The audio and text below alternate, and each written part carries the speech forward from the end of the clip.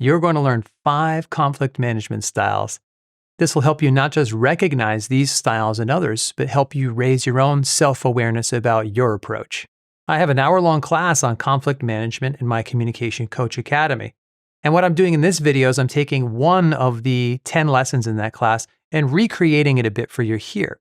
You can take a look at all my classes and group coaching options at the Communication Coach Academy. I'll put a link to that in the description below this video. Decades ago, Dr. M.A. Raham, a distinguished management professor, gave us a model that explains the 5 dominant conflict styles. And we're going to look at all 5 styles using his diagram to evaluate the style that you use the most. To explain these styles, Dr. Raham uses 2 axes to create a 4-square diagram. On the horizontal or x-axis, people display a concern for others in a range. The idea is during a conflict, people will either demonstrate a low, medium, or high concern for the other person they're talking to. As they deal with a conflict, in other words, they care to some degree about how the other person is doing in that conversation. So my question for you is, how would you score yourself on a level of concern for other people and their outcomes during a conflict? Take a second to give yourself a score anywhere from 1 to 10. The score of 5, for example, will be right in the middle. On the vertical or y-axis, we also have some concern for ourselves during a conflict. We might focus on our own interests and needs at a low, medium, or high level. So what about you? On a scale of 1 to 10, how concerned are you about advocating for your own interests in the middle of a conflict? When we cross these 2 axes, we can plot out a point on the chart where those 2 scores interact. And that positions you in one of these 4 boxes, and that shows your self-reported conflict style. Plus, there's a 5th style right in the middle that we'll look at near the end. Now, it's true that our conflict styles can be shaped by the situation, but do your best to score yourself on the way you act most of the time. People usually lean toward 1 or 2 of these conflict management approaches as their dominant styles. For example, I have a high concern for myself, let's say an 8, and a moderate to high concern for others, let's say a 7. That puts me somewhere in the top right box. So let's look at each of these styles to find yours. The first style we'll look at is called avoiding. If we have a low concern for others and a low concern for ourselves during the conflict, we will typically use the avoiding style of conflict management. That means we're not trying to resolve the conflict one way or the other. We're not attempting to get our way or advocate for our own position. We're also not actively trying to help the other person get their interests met. We just want to avoid or suppress the conversation altogether. For example, let's say the members of your team at work are trying to sort out the delegation of who's going to be responsible for certain parts of a new project. And based upon past experience, you anticipate that your team may not agree who should do what jobs. Instead of having a difficult conversation, you may delay or avoid having the discussion altogether because you simply don't want to argue about it. That's too uncomfortable for you. You dodge the conversation entirely. Now, all styles have pluses and minuses. The short-term advantage of avoiding is that you don't have to have the conflict because conflicts don't feel good. The downsides are that nobody gets what they want and nothing gets done, even if those deadlines are still approaching. That's why we call this the lose-lose approach. You lose and I lose because nobody is getting anything they want in the long run because we aren't willing to have the conversation in the first place. That's the avoiding style. Second is the accommodating or obliging style. If you have a low concern for yourself but a high concern for others, we would accommodate during the actual conflict. This is where we essentially act in ways that make the other person happy. We give in or allow the other person to get what they want, but we don't want to pursue our own interests during the midst of a conflict. If we're working on delegating tasks for a new project in our team, for example, you might have an unspoken preference, but instead of speaking up or advocating for yourself, you might just gently put your thoughts out there. But if the other person is assertive, you'll likely just defer to them and let them get their way. That's why some people call this the lose-win approach. You'd lose and the other person would win because you are accommodating them, you're giving in. And like the avoiding style, the so-called advantage of this is that it helps diffuse a potential conflict quickly so you don't have to have the discomfort of that conversation. And of course, it helps the other person get what they want. On the downside, you won't get what you want, and this will likely lead to your long-term dissatisfaction and possibly resentment. If you make a habit out of accommodating others, your point of view will get buried and other people may even not see how you're adding value to the team. The third is the dominating or competing style.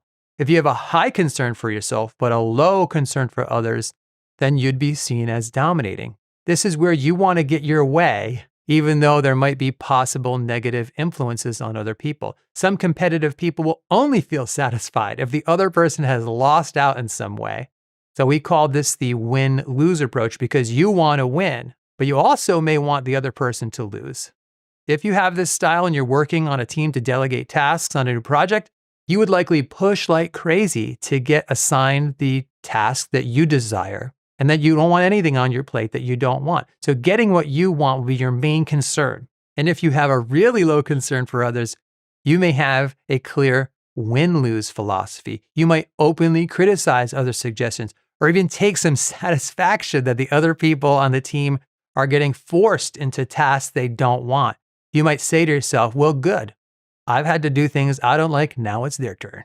If you have this style, you likely see conflict as a competition, a game, or a sport. Your victory over others is what really matters. Now, on the upside, you may get what you want some of the time. But the downside is that this will typically result in a lot of hurt feelings with the people around you, and you might come across as aggressive and combative, and that can damage your long-term relationships. Not surprisingly, out of all the styles, people who have a competing or dominating conflict style are usually seen as the source of most of the organization's conflicts. So if you see yourself as really competitive, you may want to give that some careful thought and reflection. Fourth is the collaborating or integrating style. This is where you have a high concern for others and also a high concern for yourself. As I showed you earlier, this is where I end up when I plot myself on the diagram. Most people consider this the ideal conflict management style. Here you want to get what you want, but you also want other people to get what they want too. When we're collaborating, we might listen to all of the different possible distributions of tasks and use a collaborative decision-making process to make sure everybody has input, feels ownership, and is satisfied with the outcomes. You might even join forces with others on the team so that certain tasks are delegated or combined with yours so that everybody's satisfied and happy. This is a win-win approach. The advantages are that everybody gets most of what they want and it strengthens relationships. The downside is that it usually takes more time, patience, and you have to have collaboration skills. Overall, most people feel that the extra time is well worth it. And lastly, we have a style that's hidden in the middle. This style has a medium level of concern for ourselves and also for others. So on a 1 to 10 scale, if you put yourself somewhere between 4 and 6 on each axis, that would put you right around the compromising style. If we're delegating tasks, that means I get some of what I want, you get some of what you want, but we also get some things we don't want. We get a mixture of desirable and undesirable tasks, and that's okay. We can live with that outcome. Aside from the collaborative style, compromising is good, but not great when it's compared to some of the other styles. The advantage is that everybody gets a little bit of what they want. One disadvantage is that nobody gets exactly what they want, and that can feel somewhat dissatisfying when we compromise because we all fall short of that ideal. But one real-world approach to compromising that's almost as satisfying as the collaborative style is where you basically take turns or pick your battles over the long run.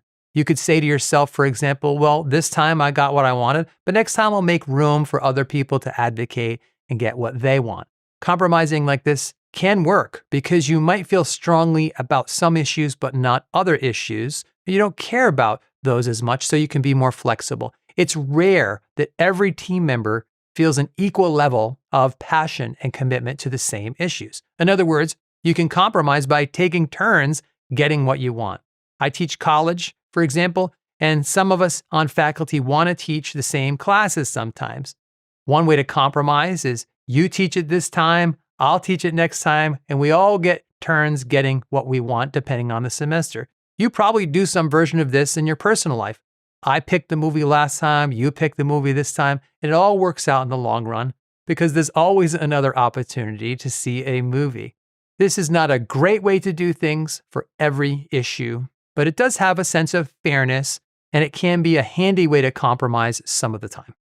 Now let's look at the entire chart again. Where would you plot your own conflict management style? As mentioned, some of this depends on the situation. So given that, what are your top 2 conflict management styles where you see yourself using those the most? And here's my advice. If you see yourself either as collaborative or compromising in your top 2 styles, that's a pretty good start.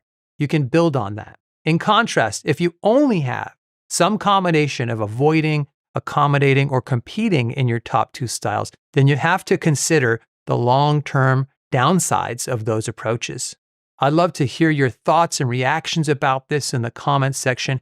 And be sure to take a look at my Communication Coach Academy to see all of the classes and group coaching options we have for you. There's a page with free resources on there as well, and a class with the top 5 essential communication skills that every professional should have. Until next time, thanks, God bless, and we'll see you soon.